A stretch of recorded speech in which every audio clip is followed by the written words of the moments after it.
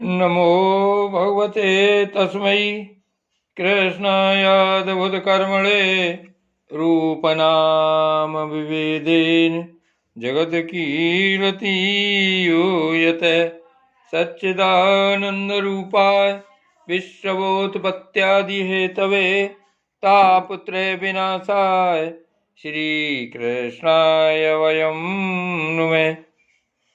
श्रीमद्भागवत महापुराण प्रथम स्कंध 16वां अध्याय परीक्षित की दिग्विजय तथा धर्म और पृथ्वी का संवाद। सूत जी कहते हैं, सौनक जी, पांडवों के महाप्रयाण के पश्चात भगवान के परम भक्त राजा परीक्षित श्रेष्ठ ब्राह्मणों की शिक्षा के अनुसार पृथ्वी का शासन करने लगे।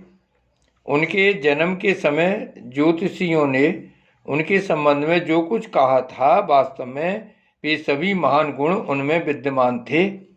उन्होंने उत्तर की पुत्री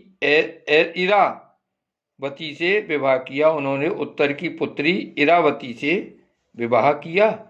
उससे उन्होंने जन्मेजय आदि 4 पुत्र उत्पन्न किए तथा कृपाचार्य को आचार्य बनाकर उन्होंने गंगा के तट पर 3 अश्वमेध यज्ञ किए, जिनमें ब्राह्मणों को पुष्कल दक्षिणा दी गई।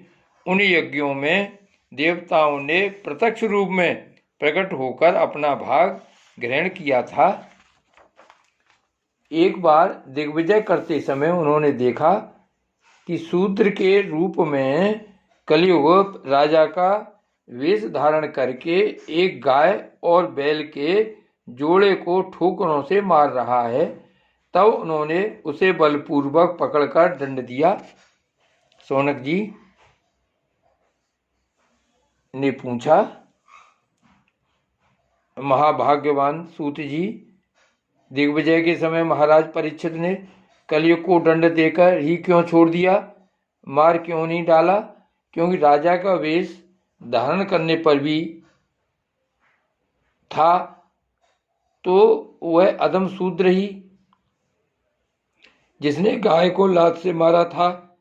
यदि यह प्रसंग भगवान श्री कृष्ण की लीला से अथवा उनके चरण कमलों के मकरंद रस का पान करने वाला रसिक महान भावों से संबंध रखता हो तो अवश्य कहिए। दूसरी व्यर्थ की बातों से क्या लाभ? उनमें तो आयु व्यर्थ नष्ट होती है। प्यारे सूत जी, जो लोग चाहते तो हैं मोक्ष, परंतु अल्प आयु होने के कारण मृत्यु से ग्रस्त हो रहे हैं, उनके कल्याण के लिए भगवान यम का आवाहन करके उन्हें यहाँ शांति कर्म में नियुक्त कर दिया गया है। जब तक यमराज यहाँ इस कार्य में नियुक्त हैं, तब तक किसी की मृत्यु नहीं होगी। मृत्यु से ग्रस्त मनुष्यलोक के जीव भी भगवान की सुधा तुल्य लीला कथा का पान कर सकें, इसीलिए महर्षियों ने भगवान यम को यहाँ बुलाया है। एक तो थोड़ी आयु और दूसरे कम समझ। ऐसी अवस्था में संसार के मंद भाग्य विषयी पुरुषों की आयु व्यर्थ ही बीती जा रही है। नींद में रात और व्यर्थ के कामों में दिन। सूती जी ने कहा, जिस समय राजा परीक्षित कुरुजांगल देश में सम्राट के रूप में निवास कर रहे थे, उस समय उन्होंने सुना कि मेरी सेना द्वारा सुरक्षित साम्राज्य में कलियुग का प्रवेश हो गया है। इस समाचार से उन्हें दुख तो अवश्य हुआ, परंतु यह सोचकर कि युद्ध करने का अवसर हाथ लगा, वे उतने दुखी नहीं हुए। इसके बाद युद्धवीर परीक्षित ने धनुष हाथों में ले लिया। वे श्याम वर्ण के घोड़ों से जुते हुए सिंह की ध्वजा वाले सुसज्जित रथ पर सवार होकर दिग्विजय करने के लिए नगर से बाहर निकल पड़े। उस समय रथ, हाथी, घोड़े और पैदल सेना उनके साथ साथ चल रही थी।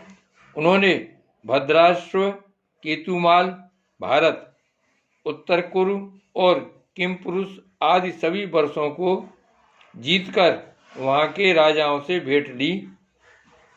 उन्हें उन देशों में सर्वत्र अपने पूर्वज महात्माओं का सुयश सुनने को मिला।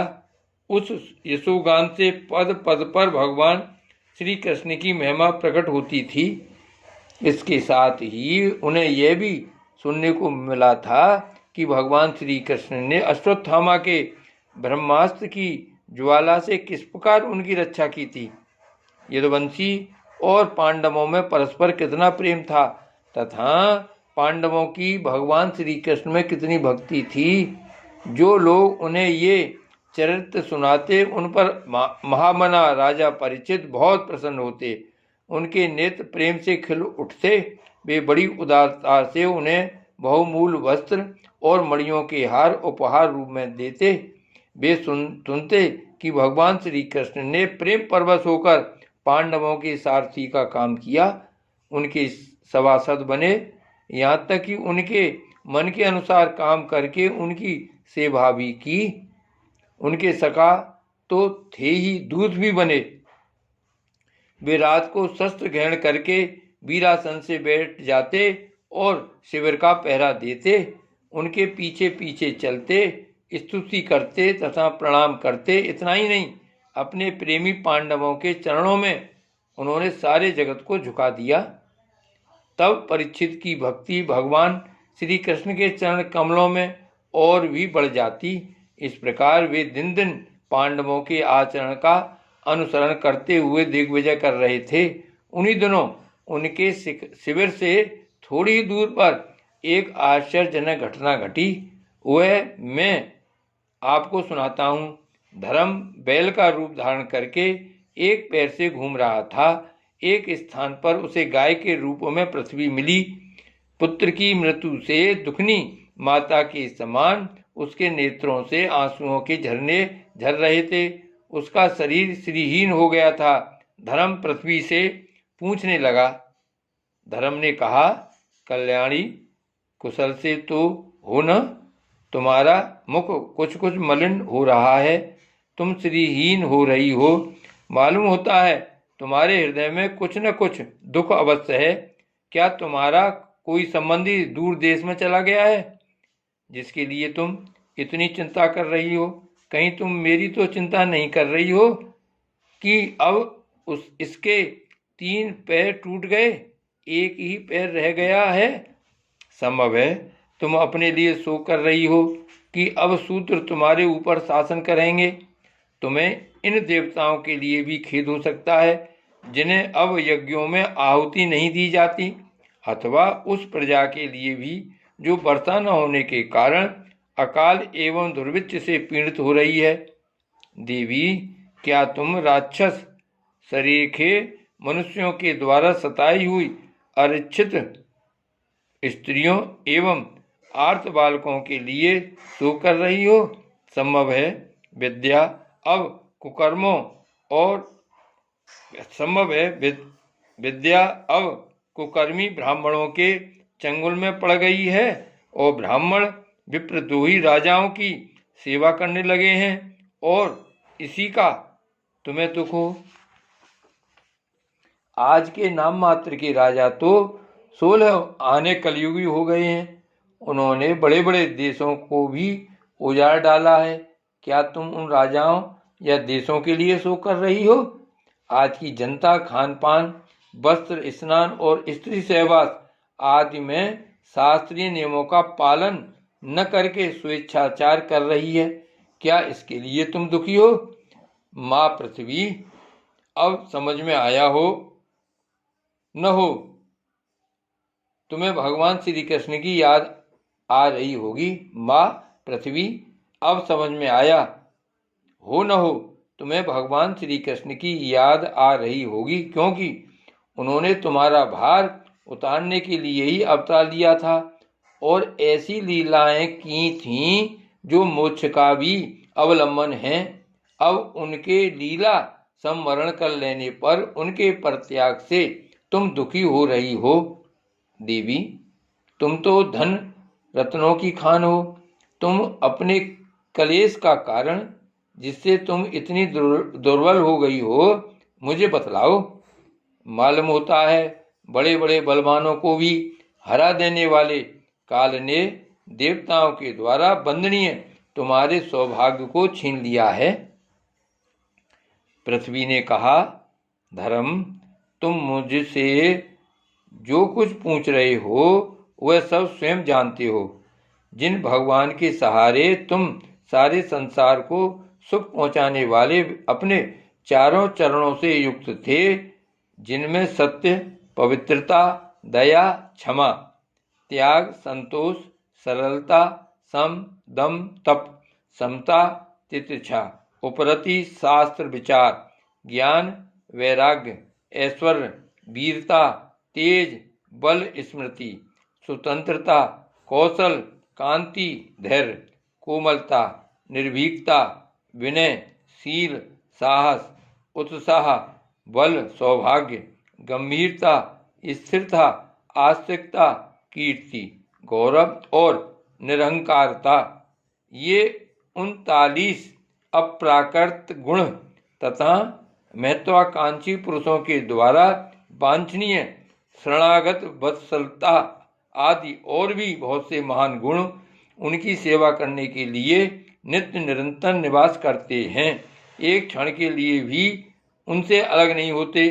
उन्हीं समस्त गुणों के आश्रय सौंदर्य धाम भगवान श्री कृष्ण ने इस समय इस लोक से अपनी लीला संवरण कर ली और यह संसार पाप में कलयुग की कुदृष्टि का शिकार हो गया। यही देखकर मुझे बड़ा शोक हो रहा है। अपने लिए देवताओं में श्रेष्ठ, तुम्हारे लिए देवता, पितर, ऋषि, साधु और समस्त वर्णों तथा आश्रमों के मनुष्यों के लिए मैं शोकग्रस्त हो रही हूँ, जिनका कृपा कटाक्ष प्राप्त करने के लिए ब्रह्मा आदि देवता भगवान के शरणागत होकर बहुत दिनों तक तपस्या करते रहे। वही लक्ष्मी जी अपने निवास स्थान कमल वन का त्याग करके बड़े प्रेम से जिनके चरण कमलों की सुभग छत्र छाया का सेवन करती हैं, उन्हीं भगवान के कमल, वज्र, अंकुश, ध्वजा आदि चिन्हों से युक्त श्री चरणों से विभूषित होने के कारण मुझे महान वैभव प्राप्त हुआ था और मेरी तीनों लोकों से बढ़कर शोभा हुई थी, परंतु मेरे सौभाग्य का अब अंत हो गया। भगवान ने मुझ अभागिनी को छोड़ दिया। मालूम होता है मुझे अपने सौभाग्य पर गर्व हो गया था, इसीलिए उन्होंने मुझे यह दंड दिया है। तुम अपने 3 चरणों के कम हो जाने से मन ही मन कुढ़ रहे थे,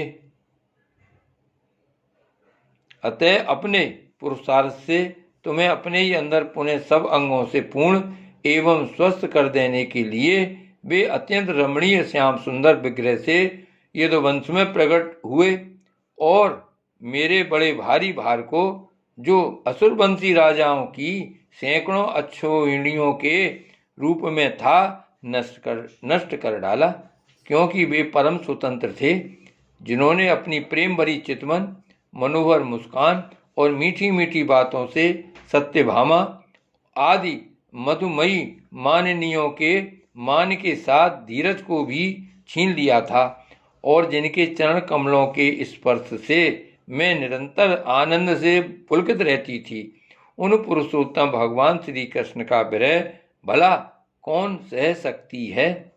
धर्म और पृथ्वी इस प्रकार आपस में बातचीत कर ही रहे थे कि उसी समय राजऋषि परीक्षित पूर्व वाहिनी सरस्वती के तट पर आ पहुँचे। श्री भागवत भगवान की जय। श्री गोवर्धननाथ की जय। श्याम स्वरूप श्री यमुने महारानी की जय। श्री वल्लभाधीश की जय। श्री गोकुलनाथ की जय। जय जय श्री गोकुलेश, जय जय श्री गोकुलेश।